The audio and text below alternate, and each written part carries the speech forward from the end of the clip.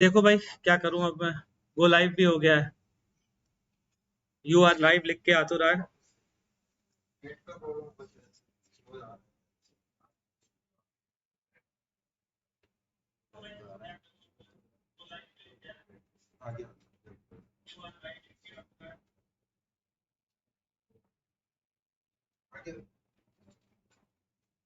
हाँ जी बच्चों, अरे वाह, चलिए बच्चे लोग आ गए हैं और शुरू करते हैं क्लास बच्चों।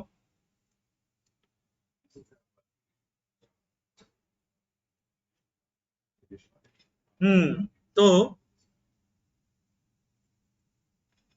लास्ट क्लास में हम लोगों ने डिफरेंशिएशन पढ़ा था। उम्मीद करता हूं कि आपने प्रैक्टिस कर ली होगी जम करके, और प्रैक्टिस कर ली है तो फिर आगे बढ़ते हैं।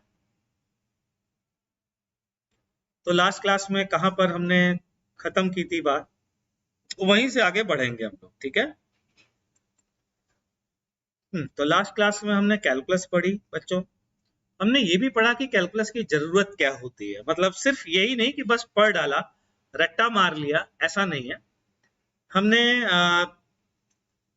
पूरी बात समझी कि आखिरकार कैलकुलस की जरूरत क्यों पड़ी। वो अगर याद हो आपको स्टोरी जो मैंने आपको बताई थी। अरे वाह, अभिनव ने बोला homework done. Very good Abhinav, well done बेटा, बहुत अच्छी बात। और हम्म तो rate of change of position vector, rate of change of position vector with respect to time, ये वेलोसिटी। ओके, अभी वो तो बाद में आएंगे, पहले हम लास्ट क्लास में क्या पढ़ा था वो देख लेते हैं।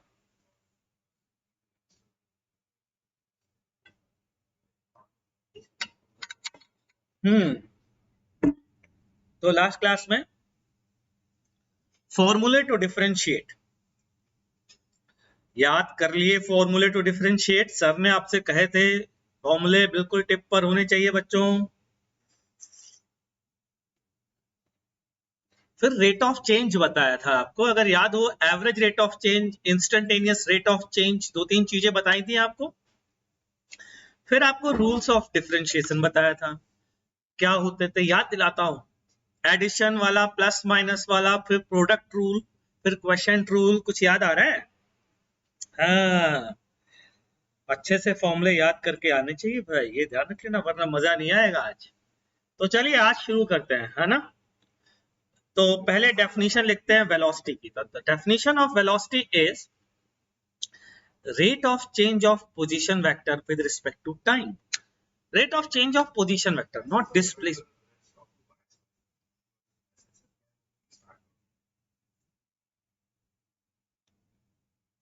Rate of change of position vector, not displacement.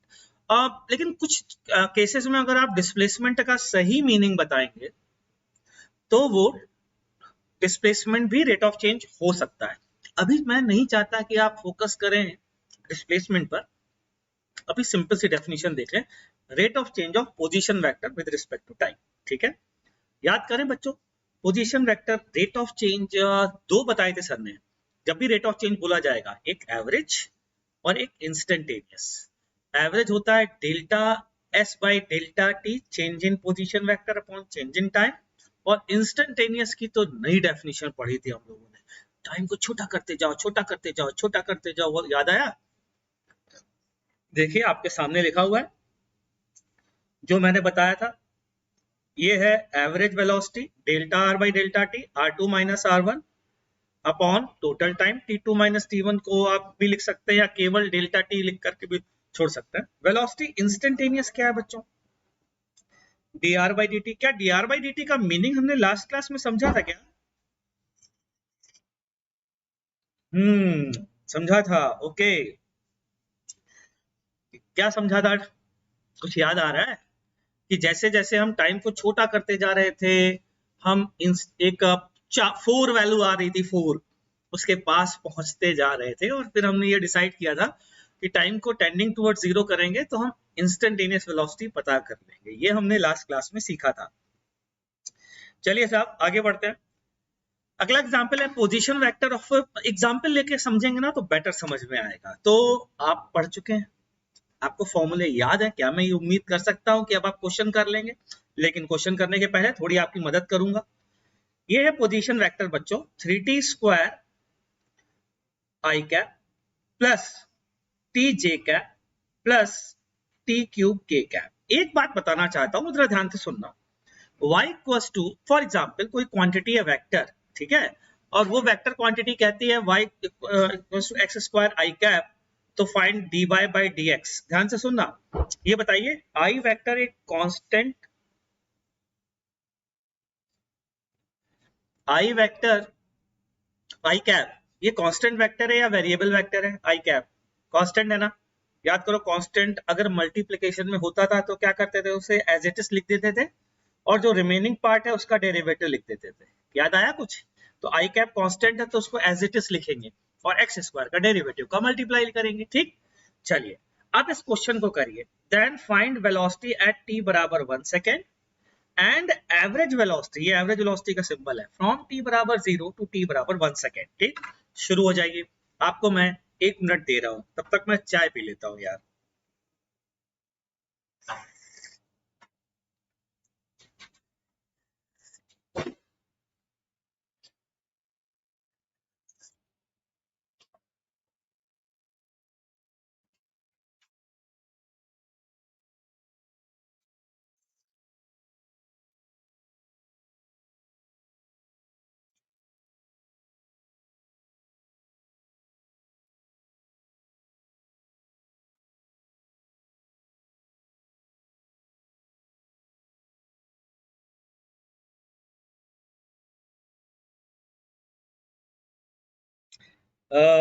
अरे नालायको, जब वेक्टर मैंने दिया है तो आंसर वेक्टर में दो ना, 10 मीटर पर सेकेंड, 5 मीटर पर सेकेंड तक।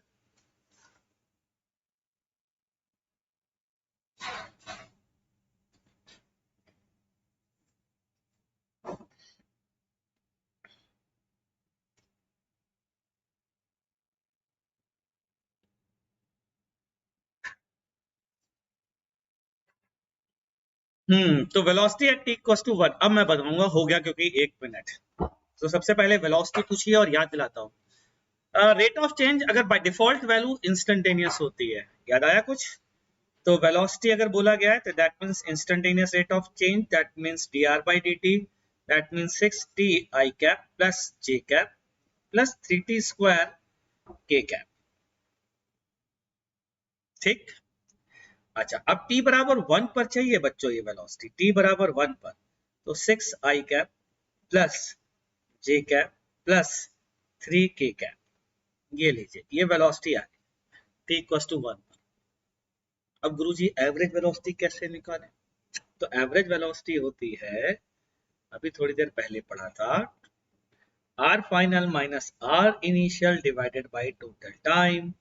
r फाइनल कैसे निकालें भाई? अरे t बराबर 1 डाल दीजिए ना यार, तो ये कितना आ जाएगा, 3i cap plus j cap plus k cap minus 0 डाल दीजिए, तो सब 0 हो जाएंगे क्योंकि टाइम सब में आ रहा है, डिवाइडेड बाय टाइप 1। तो average velocity is coming out to be 3i cap plus j cap plus k cap, ठीक है, ये है एवरेज वेलोसिटी। उत्कर्ष बाबू ने कहा 6i cap plus j cap plus 3k cap.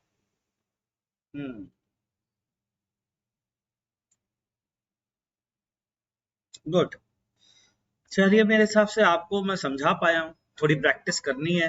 Last class में हमने पढ़ा है एवरेज और इंस्टेंटेनियस, और आज की क्लास में उसकी प्रैक्टिस करनी है। अब एक अगली चीज बताने जा रहा हूँ, चेन रूल। यार ये चेन रूल जो है ना बड़ा फेमस है, लेकिन मेरे को ऐसा लगता है ना, अगर आपने मेरे हिसाब से काम किया है तो चेन रूल जो है ना आपके लिए कोई नया रूल होना ही नहीं चाहिए। मतलब मेरे लिए ये कोई नया रूल नहीं है, बिलीव मी। कैसे नहीं है? ध्यान से सुनना, मैंने आपको इस तरीके से प्रिपेयर करके रखा है कि चेन रूल आपके लिए कुछ भी नया नहीं महसूस हो पाएगा। चेन रूल को लेकर के, मतलब चेन रूल में ऐसा लोग कहते हो रहे रटना पड़ता है, याद करना पड़ता है, नहीं याद करने की जरूरत है, बिलीव मी। आपको ये लॉजिकल लगेगा और आपको ऐसा लगेगा अरे यार ये तो बिल्कुल ऑब्वियस है। देखिए कैसे, ध्यान से सुनिएगा सभी लोग। मान लीजिए y बराबर साइन x है, तो मैंने आपको फॉर्मूला याद करने का तरीका बताया था। मैंने कहा था dy बराबर cos x dx, कुछ याद आ रहा है? dy बराबर cos x dx, ठीक। अच्छा, क्लियर है? इस तरीके से याद करना याद है? अब जादू देखना। ये बताइए, यहाँ पर x कुछ भी हो सकता है, उसका वो यहाँ पर भी आएगा और वो यहाँ पर भी आएगा। लेट्स से यहाँ पर sin ln x है, ध्यान से सुनना। अब अपने मन में इमेजिन कर लीजिए, अगर ये x होता तो आप क्या लिखते dy की वैल्यू, ठीक है? क्या लिखते? अगर ये x होता तो sin x अगर होता तो क्या लिखते? cos x मतलब cos ln x, और फिर क्या लिखते dx तो d ऑफ ln x। और मैंने तो आपको d ऑफ ln x का भी तो फॉर्मूला बताया था, याद करिए।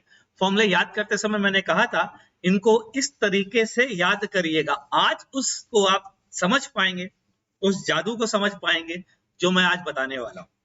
मैंने कहा था कि if y equals to ln x है तो dy इक्वल्स टू, याद रखिएगा मैंने कहा था 1 by x dx है, और बच्चों मैंने ये भी कहा था कि इस बात को यूं लिखा जा सकता है d ln x equals to 1 by x dx। कुछ याद आ रहा है ना?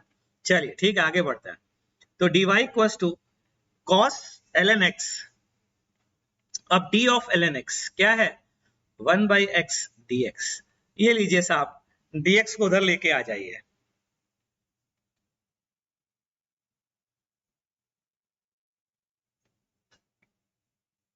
तो dy by dx equals to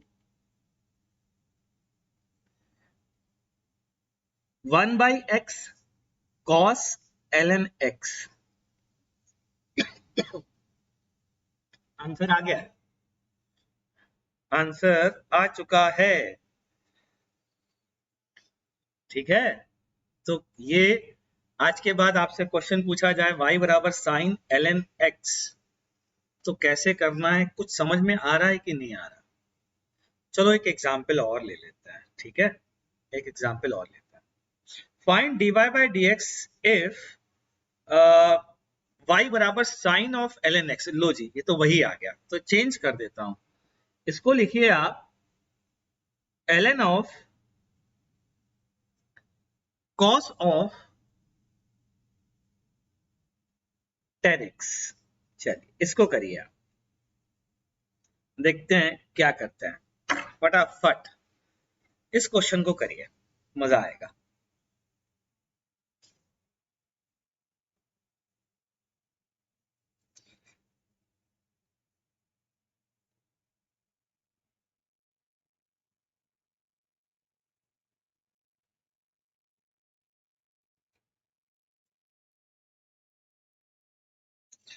Ravindra बेटा कॉन्सेप्ट क्लियर नहीं होता है तो आप बताइए बेटा, कमेंट सेक्शन में लिखिए, आपका कॉन्सेप्ट क्लियर करने का प्रयास कर सकता हूं मैं, है ना? जादूगर तो नहीं हूं कि कर ही लूंगा, लेकिन प्रयास करूंगा कि आपका भी कॉन्सेप्ट क्लियर हो जाए, कोशिश करूंगा, इसीलिए तो शुरू किया, स्टार्ट किया बेटा पढ़ाना, है ना? तो अगर आपको कुछ नहीं समझ में आ रहा है तो आप वो पर्टिकुलर चीज पूछ लीजिए कि सर हमें इसका कॉन्सेप्ट क्लियर नहीं है ना, तो सर आप प्रयास करेंगे अगली क्लास में थोड़ा सा और कोशिश करेंगे कि बच्चे को समझ में आ जाए।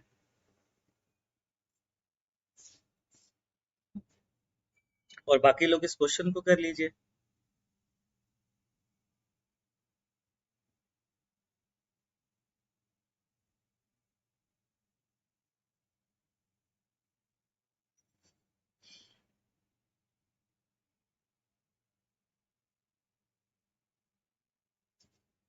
बढ़िया बात है जी, मजा आ गया। हाँ तो हाँ, जरा मैं भी करके देखता हूँ मेरे से हो रहा है कि नहीं हो रहा। ध्यान से सुनना, क्या बताया था सर ने? इमेजिन करो ये x है, इमेजिन करो ये x है, तो dy बराबर क्या लिखते हैं? अगर ये x होता तो क्या लिखते हैं? 1 बाई एक्स, तो गुरुजी 1 by cos tan of x, ठीक है, into D of cos tan of x, यही करते। अब आगे बढ़ो, अब इसका डिफरेंशिएशन चाहिए। अब ये एक नया फंक्शन है, इसमें इसको x इमेजिन करो, अगर ये x होता, अगर ये x होता, अगर होता तो cos x का डेरिवेटिव आप क्या लिखते? cos x का डेरिवेटिव लिखते माइनस साइन एक्स, आपको याद दिलाया था, इंटू डी एक्स, ऐसे लिखते हैं ना। तो आगे बढ़ता है, dy equals to 1 upon cos of 10x, और इसकी वैल्यू बच्चों क्या आएगी? माइनस साइन ऑफ 10x, आप इसको x मान रहे हैं ना बच्चों, इसलिए, और dx लिखते है ना, ये माइनस लिख देता हूं, d ऑफ 10x। ओ, d ऑफ 10x का अब क्या करते? अब 10x का डिफरेंशिएशन कैसे याद किया है?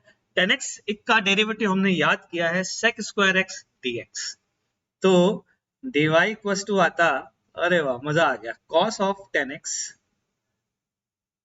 माइनस साइन के साथ sin of 10x, good, d of 10x is sec square x dx, dx को इस साइड ले आइए और आंसर आपका आ चुका है। So answer is dy by dx is minus sine upon cos, जो है वो 10 होता है, तो माइनस 10 ऑफ 10x, वाह जी वाह, क्या एक्सप्रेशन आ रहा है, sec स्क्वायर x dx। ये लीजिए साहब, ये हो गया सॉल्व।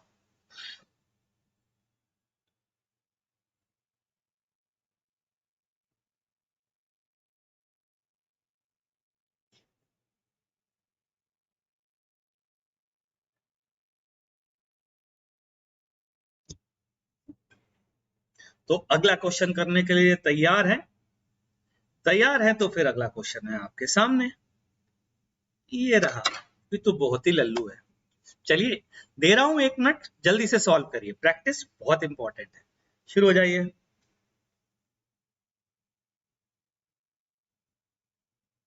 आपने सॉल्व नहीं किया, कोई बात नहीं बेटा, समझ में तो आ गया आपको। आरसी रंजन,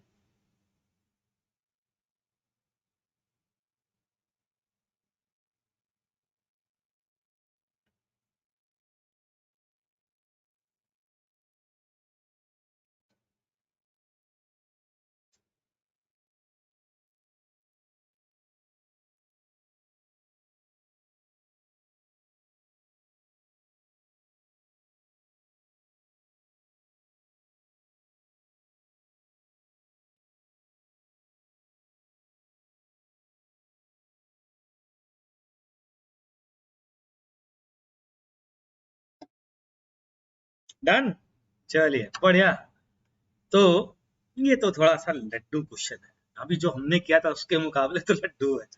ठीक है, dy इक्वल्स टू, इसको मान लिया मैंने x, तो अगर ये x होता तो क्या लिखता? मैं लिखता 1 upon x, d of x, यानी कि d of 10x। Now what is d of 10x? It is sec square x dx, dx को नीचे ले आइए, आंसर आ गया, दैट्स इट, खत्म, खल्लास हो गया, बस इतना ही था। अगले क्वेश्चन पर आए, अगला क्वेश्चन देखते हैं। चलिए ये थोड़ा सा डिफरेंट है, उसकी तो प्रैक्टिस कर ली, इसको कोशिश करो, देखते हैं।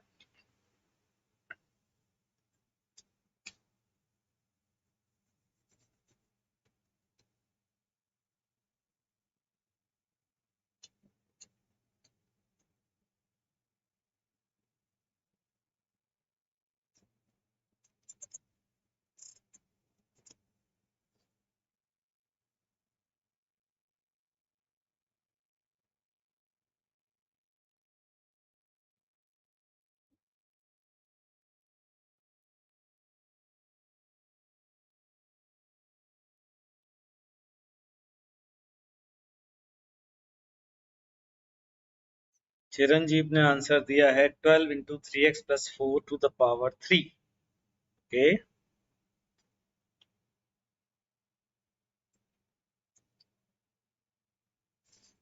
चलिए भाई, अब मैं भी देख लेता हूँ, हाँ मुझसे होता है कि नहीं।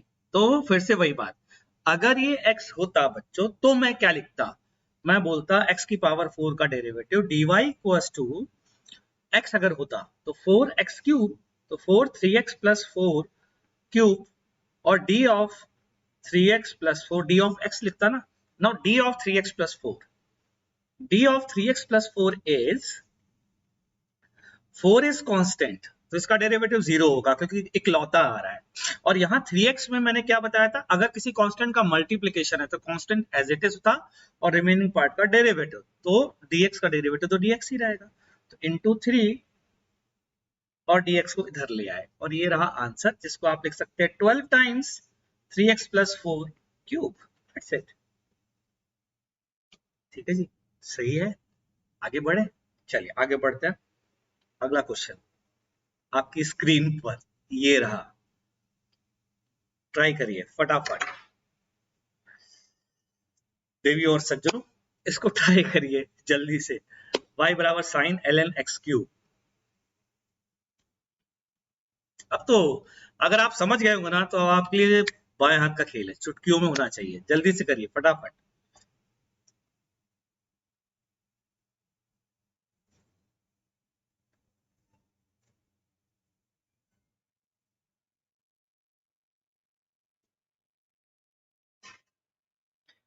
पिछले क्वेश्चन में आपने एक्सपेंड करना शुरू कर दिया। नहीं, जरूरत नहीं है एक्सपेंड करने की, आप डायरेक्ट भी सोच सकते हैं इस चीज को।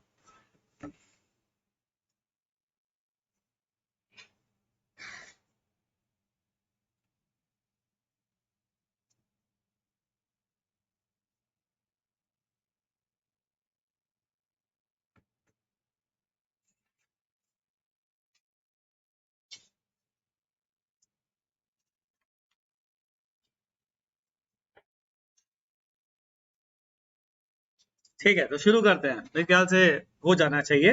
तो अगर ये x होता तो मैं क्या लिखता, मैं तो ऐसे ही सोचूंगा यार, थोड़ा सा कमजोर इंसान है ना भाई।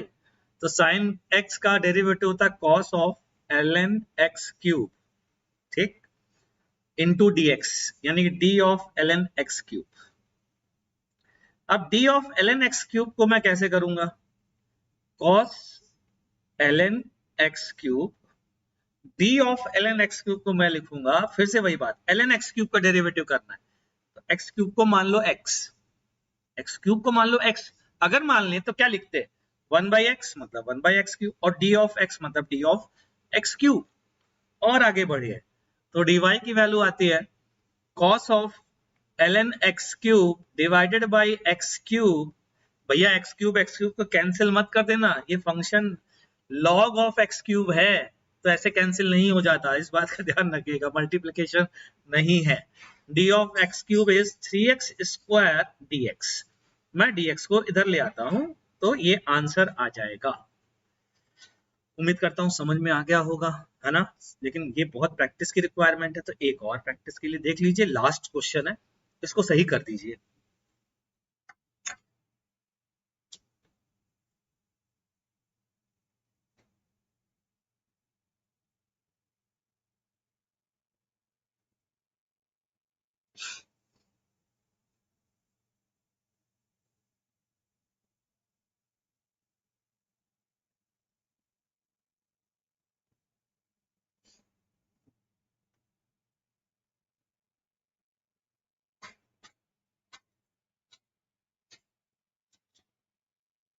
चिरंजीव एक्स नहीं आएगा बेटा, एक्स क्यों आएगा। अभिनव प्रैक्टिस शीट बेटा एक डिफरेंशिएशन की तो मैंने अपलोड की थी टेलीग्राम पर।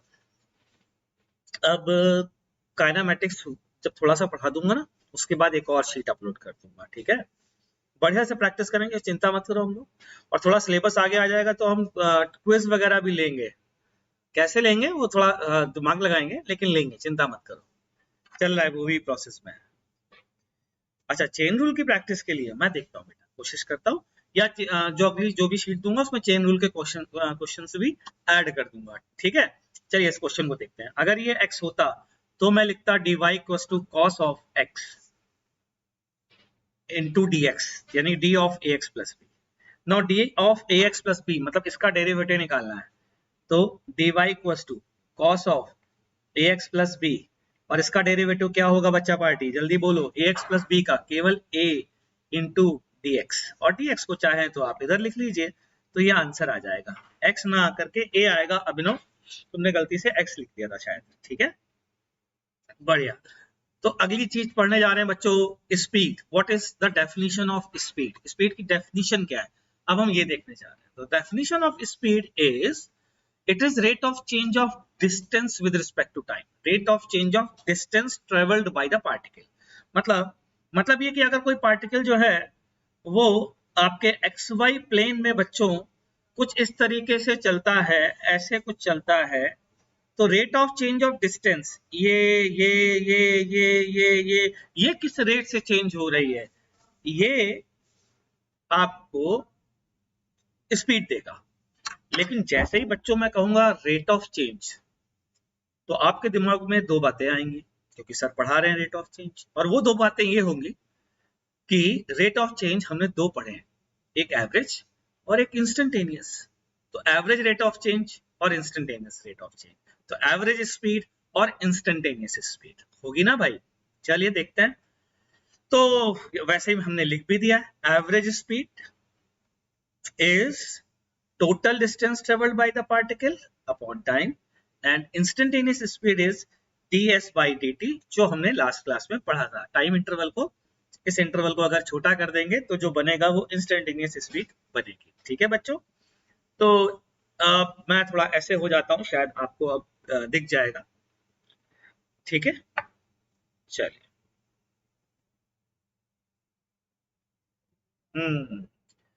तो rate of change of distance from a fix point, ध्यान रखिएगा, कंफ्यूज मत होइएगा।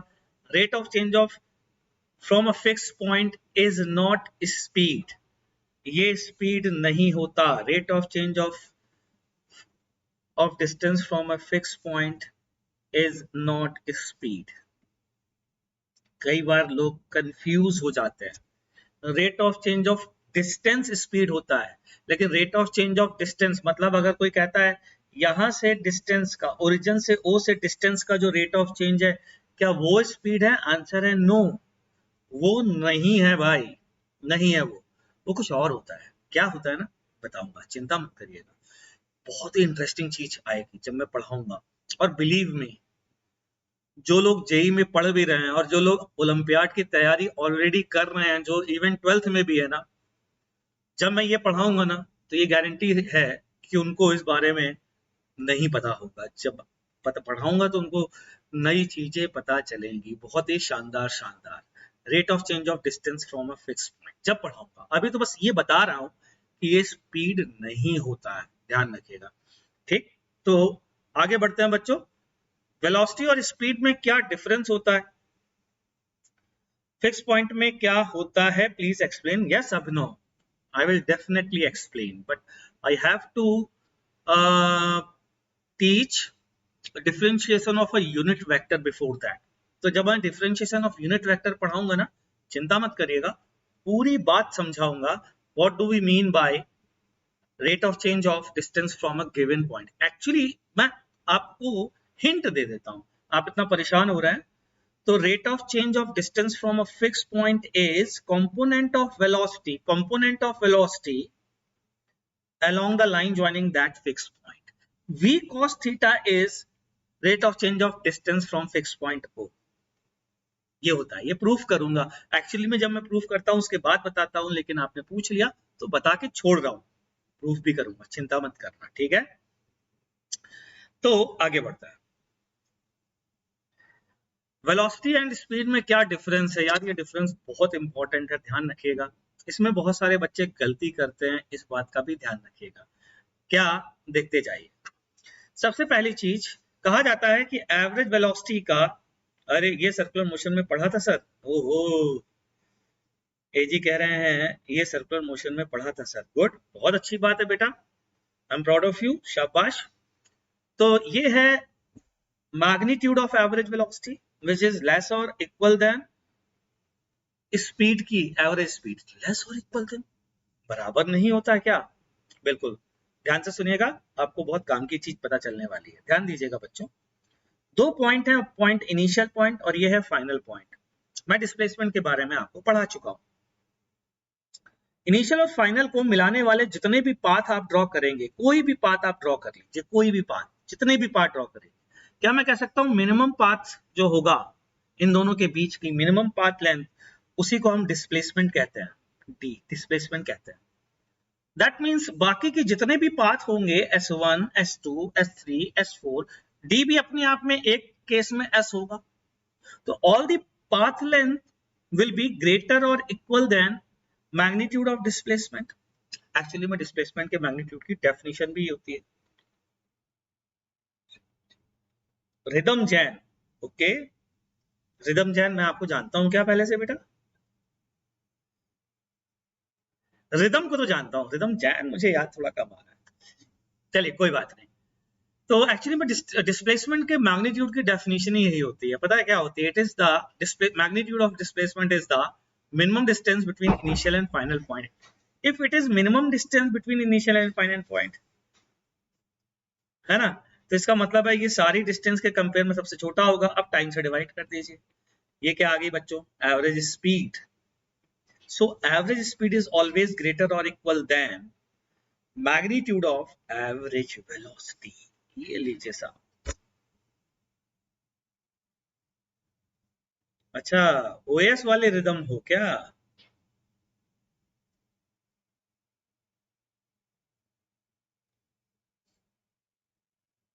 रिदम डिवाइन वाले रिदम हो?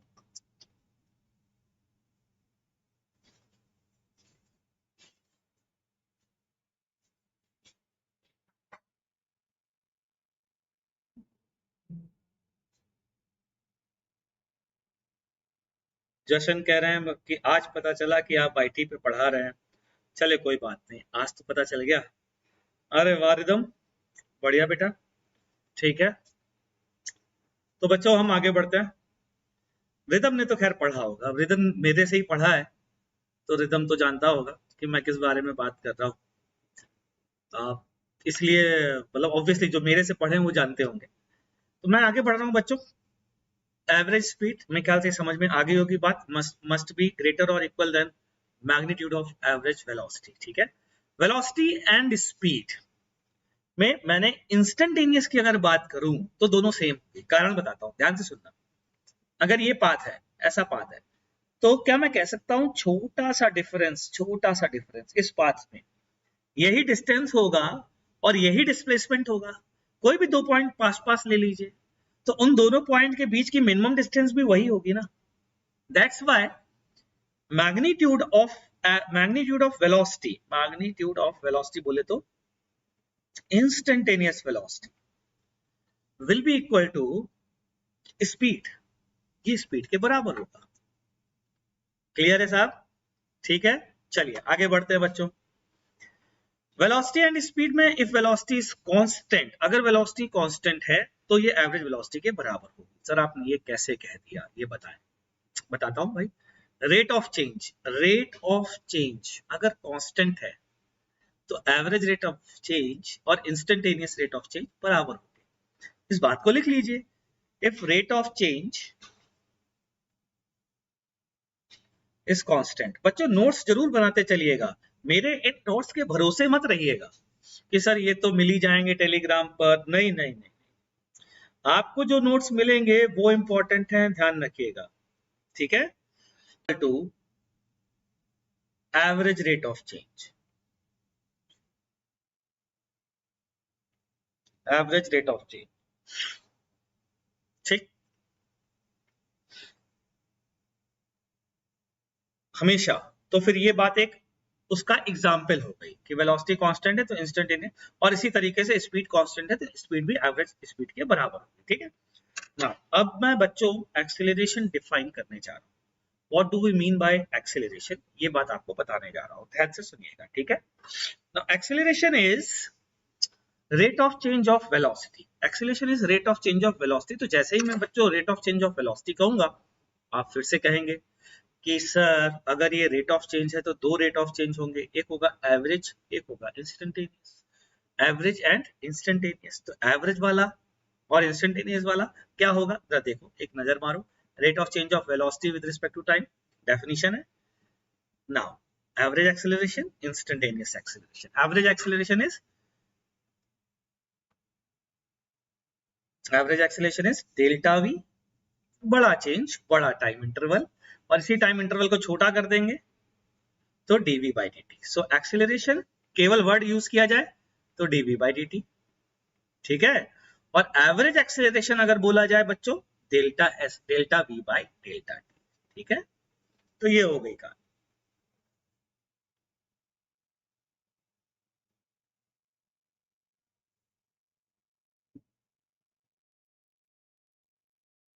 हाँ, तो ये मेरे थोड़ा पीछे छुप रहा है, शायद अब ये आपको दिख रहा होगा, मैं थोड़ा सा साइड में हो गया हूँ। हम्म।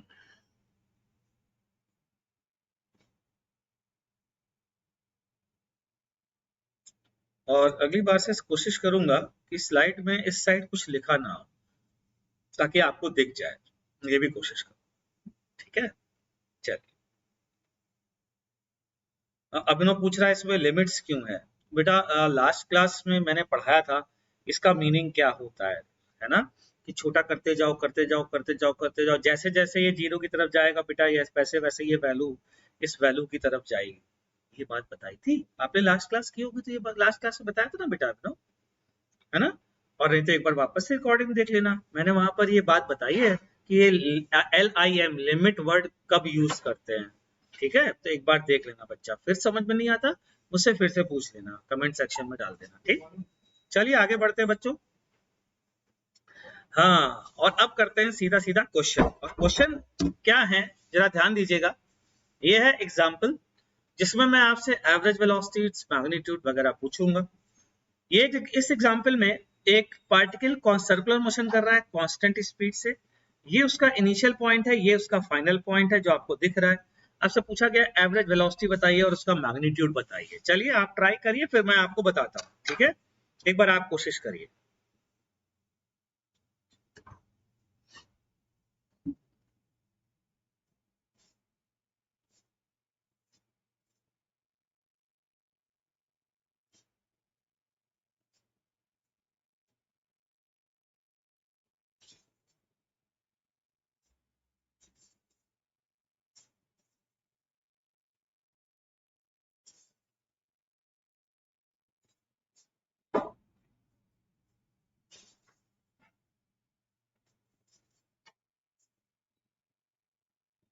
अभिनव अभी के लिए बेटा इतना समझ लो, परेशान मत होना। सिर्फ इतनी सी बात जान लो, जब हम बहुत कोई किसी चीज को बहुत छोटा करते जाते हैं, बहुत बहुत छोटा करना चाहते हैं, तो ये सिंबॉलिक रिप्रेजेंटेशन है, LIM delta T tending towards zero. ठीक है बच्चों, चलिए देखते हैं जरा एवरेज वेलोसिटी और इसका मैग्नीट्यूड कितना आता है, ये कैलकुलेट करके देखते हैं। Now what is the definition of average velocity. सुनिएगा जरा, ये डिस्प्लेसमेंट देखने जा रहा हूं मैं। यहाँ पर डिस्प्लेसमेंट देखने के लिए मैं क्या करूं, इस डिस्प्लेसमेंट का मैग्नीट्यूड है √2r, इसके कंपोनेंट करिए। इस डायरेक्शन में r, इस डायरेक्शन में r, ये x एक्सिस है, ये y एक्सिस के पैरेलल है। तो डिस्प्लेसमेंट की वैल्यू होगी बच्चों r i cap plus r j cap, और इसका मैग्नीट्यूड क्या होगा बच्चा पार्टी, √2r। ठीक, अच्छा अब बात करते हैं, हमसे डिस्प्लेसमेंट नहीं पूछा गया, हमसे एवरेज वेलोसिटी पूछी गई है।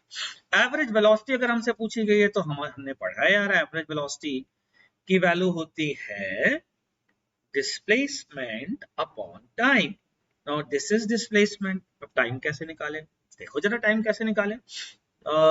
यहां से यहां तक, इस जगह तक ये लेंथ कितनी होगी, ये वाली लेंथ कितनी होगी, तो ये मैं बोलूंगा टोटल होती है 2πr, ये उसका 1/4 होगी, πr/2 होगी। और कांस्टेंट स्पीड v से ट्रेवल कर रहा है, तो बच्चों टाइम कितना लगेगा बोलो, distance upon speed is time. ठीक, तो ये वैल्यू डाल दी, तो ये वैल्यू आ गई πr/2v। तो यहां से एवरेज वेलोसिटी की वैल्यू आती है 2/π आई कैप प्लस जे कैप, ये आंसर है। अब इसका मैग्नीट्यूड निकाल सकते हैं क्या, बिल्कुल निकाल सकते हैं, आप निकाल के देखिएगा। इसका मैग्नीट्यूड कितना आएगा, ये आएगा 2√2 अपॉन पाई। ये यूनिट वाइज अगर SI यूनिट है तो मीटर पर सेकेंड में होगा। ठीक है बच्चों, समझ में आ गया होगा उम्मीद करता हूँ। चलिए अगर समझ में आया है आपको ना, तो अगला क्वेश्चन करने का ट्राई करिए।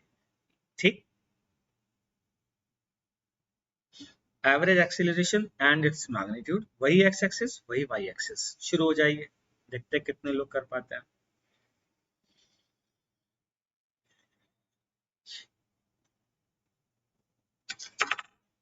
अभिनव कह रहा है इसको रिपीट कर दीजिए। कर देते भाई अभिनव। देखो जरा वापस से बेटा, मैंने क्या बोला, average velocity and its magnitude. ठीक है, एवरेज वेलोसिटी याद करने की कोशिश करते हैं। It is total displacement upon total time. Displacement क्या होता था याद है, इनिशियल से फाइनल की ओर का जो वेक्टर होता है बच्चों, उसे कहते हैं डिस्प्लेसमेंट। तो ये आ गया वेक्टर। ठीक है, root two r cos 45। Cos 45 की वैल्यू 1/√2 होती है। अलग से देख लो, ये रूट टू आर है बेटा। ठीक, ये रूट टू आर, ये 45 है। ये आर और आर होंगे ना, अगर दोनों दोनों एंगल 45 45 है, तभी तो रूट टू आया, आर आया होगा। या इसको ऐसे कह सकते हो, रूट टू आर कॉस 45, और उसको बोल सकते हैं root two r sine 45। Clear? तो ये आ जाएगा आई कैप के अलोंग, और ये वाला आ जाएगा जे कैप के अलोंग। ये उसके दो कंपोनेंट वेक्टर हो जाएंगे। तो ये आ गया डिस्प्लेसमेंट, ये हो गया उसका मैग्नीट्यूड। डिस्प्लेसमेंट अपॉन टाइम करेंगे तो क्या आ जाएगा, displacement upon time average velocity. Displacement कैसे निकाला था, निकाल लिया था। टाइम कैसे निकालेंगे, अब देखो टाइम के लिए क्या किया मैंने बच्चों। टाइम के लिए मैंने ये कहा कि यहाँ से यहाँ तक जाने में कितनी डिस्टेंस ट्रेवल करनी है, जल्दी बोलो। पाई आर बाई टू। और कितनी स्पीड से ट्रेवल करनी है, वी से। तो pi are by two upon speed V. Time आ गया। इस टाइम की यहाँ पर वैल्यू रख दी, डिवाइड कर दिया ना बच्चा, डिस्प्लेसमेंट अपॉन टाइम से डिवाइड कर दिया। यहाँ से एवरेज वेलोसिटी आ गई। उसका मैग्नीट्यूड निकालना है, तो जैसे मैग्नीट्यूड निकालना सिखाया था वैसे मैग्नीट्यूड निकाल लीजिए। क्लियर? चलिए अब अगले क्वेश्चन पे आ जाए बच्चा। Average acceleration and its magnitude, जल्दी से बताएं।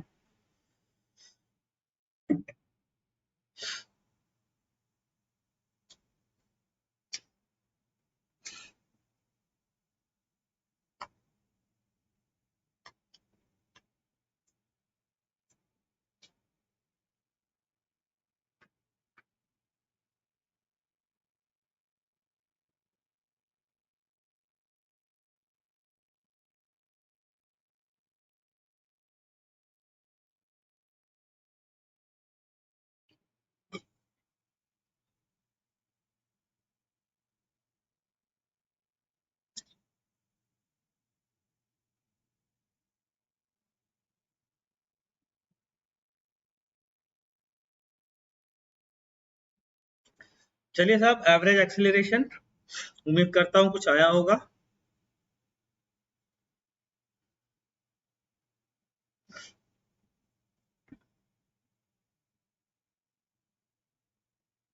देखते हैं। चलो, एवरेज एक्सीलरेशन की पहले डेफिनेशन लिखूंगा। Average acceleration is v final minus v initial upon time. क्या बच्चा पार्टी, यही होता है एवरेज एक्सीलरेशन। ठीक है, चलो अब v इनिशियल देखें क्या। v इनिशियल देखते हैं क्या आएगा। v इनिशियल ये आपके सामने रहा, ये साहब ये है v इनिशियल। किस डायरेक्शन में है बच्चों, x एक्सिस के लॉन्ग है। तो क्या मैं कह सकता हूँ v initial is vi cap. अच्छा जरा v फाइनल बोलिए, यहाँ पर आने के बाद टेंजेंशियल डायरेक्शन में होगा। ठीक है, तो v फाइनल की वैल्यू क्या आएगी बच्चों, vj कैप। अब इसका डिफरेंस लेना है, और टाइम हम पहले ही निकाल चुके हैं, याद आया कुछ।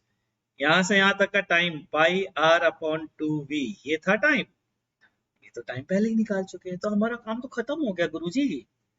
We J cap minus V I cap divided by pi are upon two V. तो answer is coming out to be V square upon two we square upon pi R I cap J cap minus I cap. क्या इसका magnitude हम निकाल सकते हैं बच्चों? बिल्कुल निकाल सकते हैं। कितना आएगा मैग्नीट्यूड? मैग्नीट्यूड तो आप निकालिएगा घर में बैठ करके। अगर आई कैप और जे कैप दोनों कंपोनेंट सेम है तो रूट टू का फैक्टर आ जाएगा। तो two we square upon pi r into root two, ये है मैग्नीट्यूड। देख लीजिए, कोई डाउट हो तो पूछ लीजिए।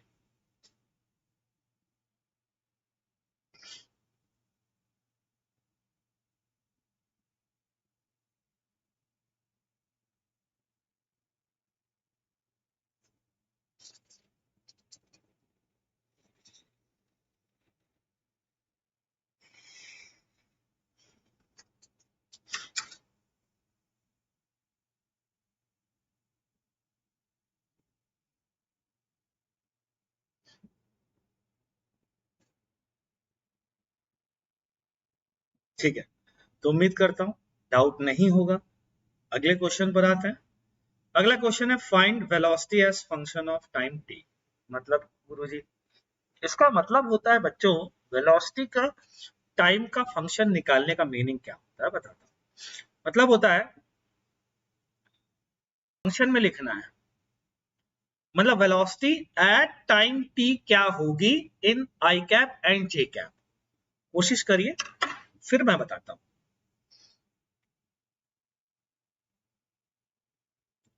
अभिनव पूछ रहा है टाइम कैसे निकालना था बच्चा। टाइम देखो जैसे वहां बताया था पिछली बार वाला, आपको तो याद आया ना, पिछली बार वाला भी बताया था ना ऐसा। ये देखो ये वाली arc length pi are by 2 थी और v स्पीड से जा रहा था बच्चा, तो पाई आर बाई 2 ये क्या आ गई डिस्टेंस, डिस्टेंस अपॉन स्पीड क्या हो गया टाइम हो गया, है ना, पाई आर अपॉन 2 वही वाला है। ठीक है अभिनव। चरणजीव कर कह रहे हैं रिपीट कर दीजिए, बिल्कुल रिपीट करते हैं बेटा, बिल्कुल रिपीट करेंगे। और अभिनव कह रहा है सर आज की क्लास थोड़ी ऊपर से जा रही है। मत घबराइए, ऊपर से जाना हाँ ऐसा होता है, ऐसा बताता हूँ भाई बच्चों हो सकता है ऊपर से जाए, लेकिन ध्यान रखो ऊपर से अगर चाहते हो कि ना जाए तो क्या करें, घर में जाकर के ना खूब प्रैक्टिस करें, खूब प्रैक्टिस करें। आपको ओलंपियाड भी तो निकालना है ना, आपको अच्छी रैंक भी तो निकालनी है, और अच्छी रैंक निकालने वाले बच्चे ऐसे हिम्मत नहीं हारते हैं। क्या करते हैं, मैं आपको बहुत सिंपल सिंपल भी पढ़ा सकता हूँ, ऐसा नहीं है मैं ये सोच के भी पढ़ा सकता हूँ कि ये देखो लड्डू वो देखो लड्डू, लेकिन बच्चों मेरा पर्पस क्या था इस बैच को स्टार्ट करने का, याद है ना, olympiad JEE and JEE advance. तो मुझे कहीं ना कहीं तो अच्छे लेवल पे जाना पड़ेगा ना, तो आपसे ऊपर से ना निकले ना, उसके लिए आपको एक चीज बताता हूँ। घर में टीचर बन के क्या आप पढ़ा रहे हैं, अगर नहीं पढ़ा रहे हैं तो आज से शुरू कर दीजिएगा, वरना फिर से ऊपर से निकलेगा। और रही बात इस क्वेश्चन की, इसको दोबारा बता देता हूँ, ठीक है, कोई कलर और चूज कर लेता हूँ और दोबारा बताता हूँ। एवरेज एक्सीलरेशन पूछा है तो बच्चों सबसे पहले मैं उसकी एवरेज एक्सीलरेशन अगर निकालना है तो बच्चों उसकी डेफिनेशन पहले पता करनी पड़ेगी। डेफिनेशन क्या होती है, v final minus v initial, यही डेफिनेशन होती है ना। होता क्या है बच्चों, जब आप घर में ना इसको बिल्कुल जो मैंने आज पढ़ाया या जो मैंने लास्ट क्लास में पढ़ाया था ना, वो अगर आपके टिप पर होगा तो आप सर की स्पीड पकड़ पाओ, और अगर वो टिप पर नहीं होगा तो सर की स्पीड पकड़ने में थोड़ी दिक्कत आए। कोशिश करिए, कोशिश करिए, है ना, कोई बात नहीं, मैं नहीं छोड़ूंगा आपको। अभी मैं दोबारा बता रहा हूँ। तो वी फाइनल कैसे देखा, वेलोसिटी जब कोई पार्टिकल कहीं किसी भी पाथ पर चलता है बच्चों ना, तो उसकी वेलोसिटी पाथ के टेंजेंशियल होती है। तो वी फाइनल जो है वो ये वाली हो गई जे कैप के लॉन्ग, तो वी जे कैप हो गया। वी इनिशियल आई कैप के लॉन्ग हो गई, ये इस जगह वी इनिशियल है तो वी आई कैप हो गया, माइनस कर दिया। टाइम तो पिछले वाले क्वेश्चन में ही निकाल लिया था, तो बस डिवाइड कर दिया, इतना ही तो किया है। ठीक है, चलिए अगले क्वेश्चन पर आ जाइए, करिए कोशिश, ये और टफ है, और नहीं टफ बताऊंगा डरूंगा मैं तो आपका नुकसान करूंगा बच्चों। कोशिश करिए, चलिए प्रयास करिए।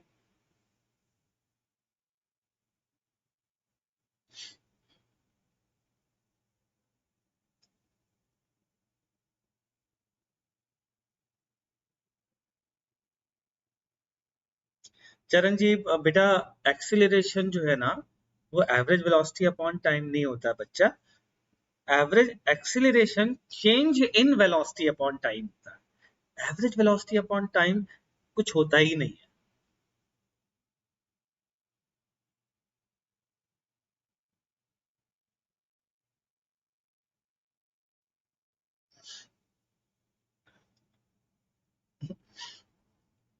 थोड़ा सा भी और मुश्किल पड़ने वाला है, पता मैं भी डर रहा हूँ, बच्चों को भी थोड़ा सा और मैं मुश्किल की तरफ ले जा रहा हूँ, लेकिन डर के आगे जीत है, ले जाना पड़ेगा। अगर मैं चाहता हूँ कि बच्चे ओलंपियाड क्वालिफाई करें तो मुझे थोड़ा सा ले जाना पड़ेगा, है ना। देखिए जरा,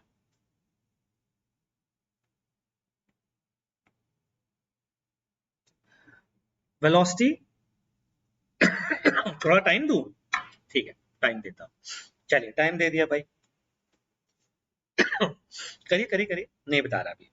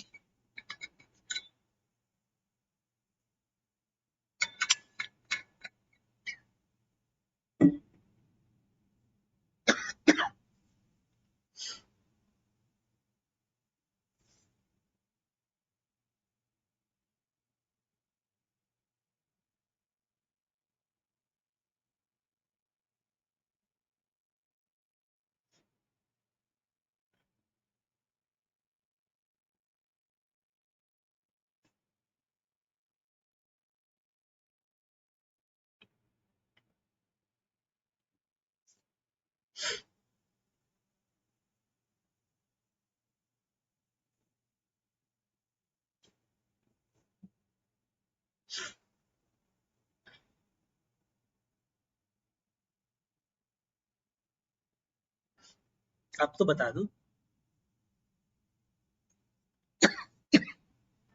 देखिए वेलोसिटी हमेशा कर्व पर टेंजेंट होगी।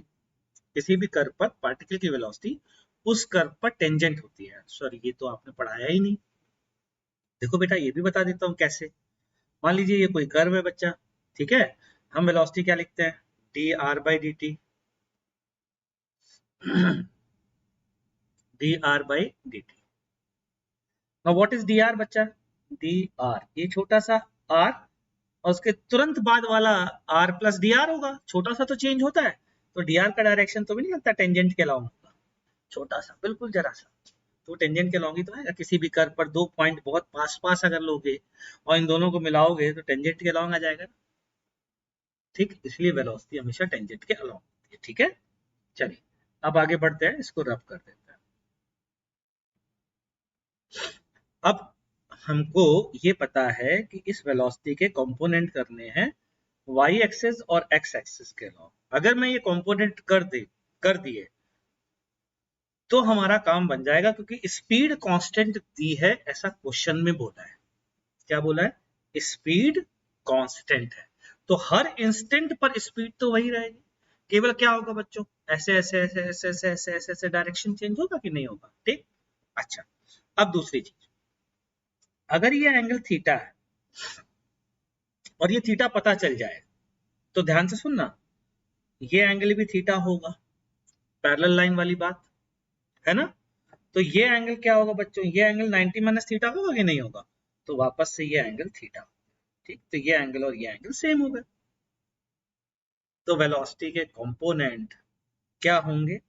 आई कैप और जे कैप में लिखूं अगर, तो याद आया, जिस डायरेक्शन में थीटा एंगल होता है उस डायरेक्शन में कॉस थीटा आता है, तो मैं लिखूंगा v cos theta i cap plus v sine theta j cap.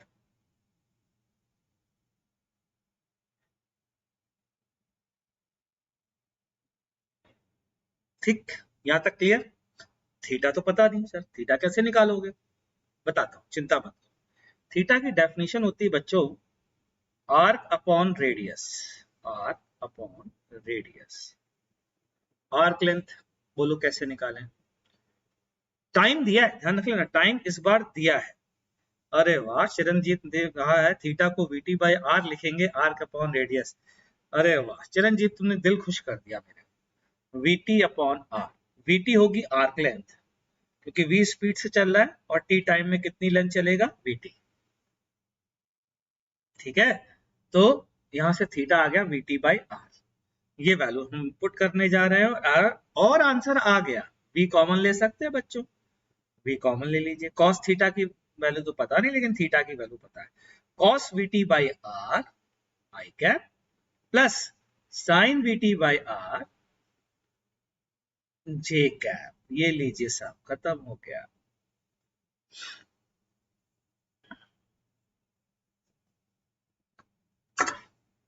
हाँ जी, कुछ हवा नहीं लगी, ऊपर से निकल गया। सर जी क्या पढ़ा रहे हो, कुछ समझ में नहीं आ रहा। हाँ, कोशिश तो कर रहा हूं यार आपको समझ में आए, मेरे हिसाब से समझ में आ गया होगा। तो आगे बढ़ता हूं बच्चों, ठीक है। अगला क्वेश्चन देखो, थोड़ी सी प्रैक्टिस करनी होगी, घबराओ नहीं। Calculate acceleration as a function of time. Acceleration as a function of time, थोड़ा दिमाग लगाइएगा। हो सकता है कि जैसे वेलोसिटी निकालनी है वैसे एक्सेलरेशन की जरूरत ही ना पड़े, एक्सेलरेशन की डेफिनेशन से काम बन जाए। क्या डेफिनेशन होती है, दिमाग पर जोर डालिए। एक्सेलरेशन की डेफिनेशन क्या बताइए, इंस्टेंटेनियस एक्सेलरेशन की डेफिनेशन।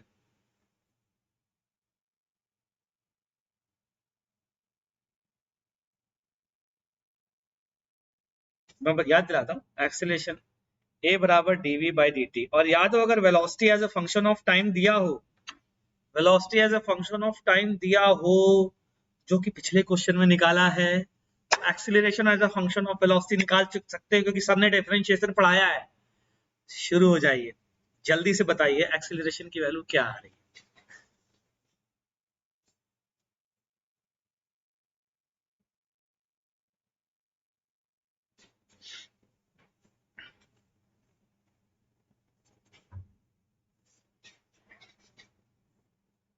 देखते हैं कितने लोग कर पाते हैं इसको।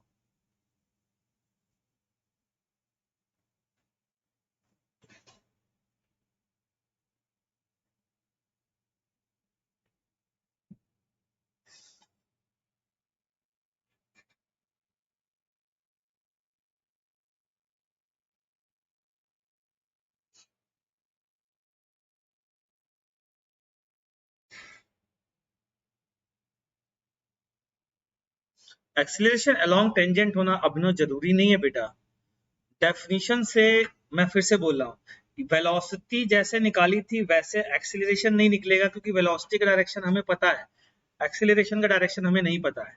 क्या हम velocity as a function of time निकाल चुके हैं पिछले क्वेश्चन में, और हमें डिफरेंशिएशन करना आता है। तो यहाँ पर दिमाग मत लगाओ, इस डायग्राम में दिमाग मत लगाओ, डिफरेंशिएशन पर दिमाग लगाओ,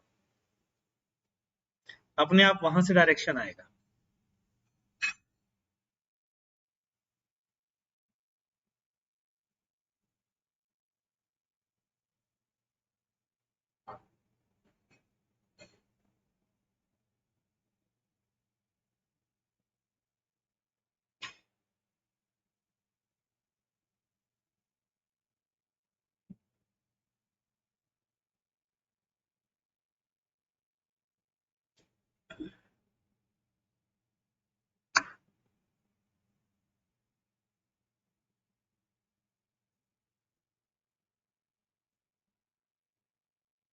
देखें velocity as a function of time क्या था, ये था v cos vt by r I cap plus sign vt by r j cap. v को अंदर मल्टीप्लाई कर दो, चाहे मत करो, कांस्टेंट है, स्पीड कांस्टेंट है, ध्यान रखना।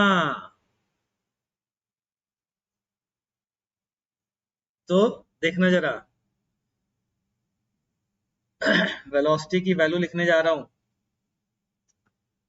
v cos vt by r I cap plus v sin vt by r j cap को डिफरेंशिएट करने जा रहा हूं।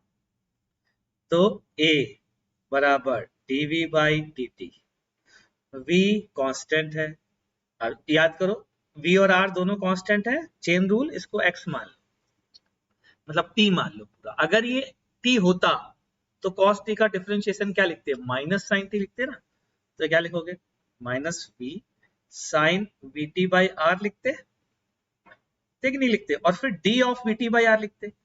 d of vt by r, यहाँ टाइम के रिलेटिव करना है बच्चों, यहाँ x के रिलेटिव नहीं करना है, टाइम के रिलेटिव करना है ना।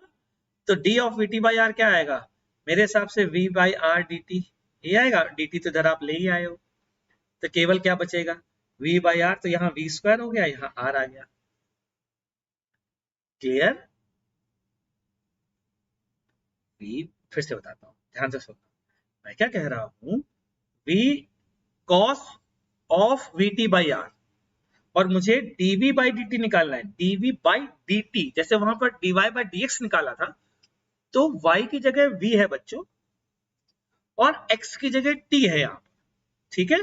तो मैंने कहा था v तो हो गया कांस्टेंट। अब cos vt by r को में vt by r को इमेजिन कर लो, अगर ये t होता तो आप क्या लिखते, आप लिखते cos t का derivative minus sine t dt, ये लिखते ना। तो माइनस साइन t की जगह क्या है vt by r और dt d of vt by r। अब d of vt by r निकालने के लिए फिर मैंने ये लिख दिया v by r dt, और dt चूंकि नीचे लाना था तो dt तो यहाँ आ चुका है, तो उधर से dt हटा दिया और यहाँ पर सिंपल i कैप का मल्टीप्लाई हो गया। कुछ पल्ले पड़ा? हाँ चरण जी, वाह, तुमने तो सेंट्रिपिटल एक्सीलरेशन डिराइव कर दिया, वाह, मजा आ गया। तो इसलिए तो करवाया था, ताकि आप सेंट्रिपिटल एक्सीलरेशन का डेरिवेशन चुटकियों में खुद से कर रहे हो। देख लो, चेक कर लो। लास्ट स्टेप नहीं समझा बेटा?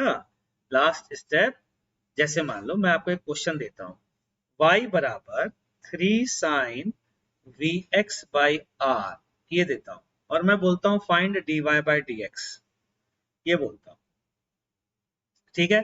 अब इसको निकालो और फिर बाद में y को v से रिप्लेस कर देना और x को t से रिप्लेस कर देना, बस ये कह रहा हूं, यही तो किया है और ये तो हम पढ़ चुके हैं।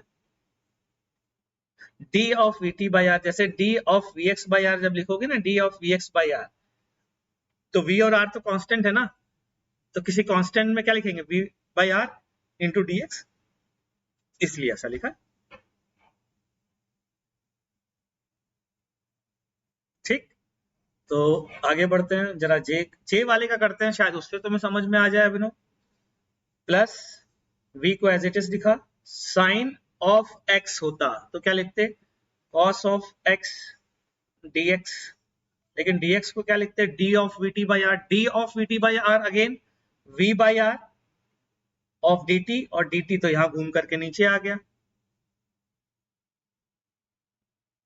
dt को नीचे ले आए ना बेटा, dt को इस साइड ले आए, तो v स्क्वायर बाई आर आ गया।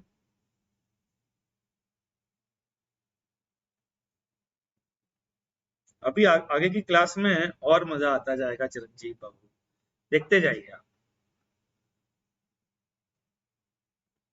तो बच्चों नेक्स्ट क्लास में हम लोग मिलेंगे अब, और नेक्स्ट क्लास में काइनेमेटिक्स स्टार्ट करेंगे, काइनेमेटिक्स 1D, और काइनेमेटिक्स 1D पढ़ेंगे with the help of differentiation, और फिर उसके बाद थोड़ी सी काइनेमेटिक्स 1D पढ़ने के बाद फिर हम मैक्सिमा मिनिमा पढ़ेंगे, फिर उसकी प्रैक्टिस फिर काइनेमेटिक्स में थोड़ी करेंगे, फिर हम पढ़ेंगे इंटीग्रेशन, फिर उसकी प्रैक्टिस करेंगे, और इस तरीके से काइनेमेटिक्स और कैलकुलस को मिक्स करते हुए पूरा काइनेमेटिक्स और पूरा कैलकुलस हम लोग पढ़ेंगे, ठीक है। चलिए साहब, मिलते हैं नेक्स्ट क्लास में, तब तक के लिए टाटा बाय बाय।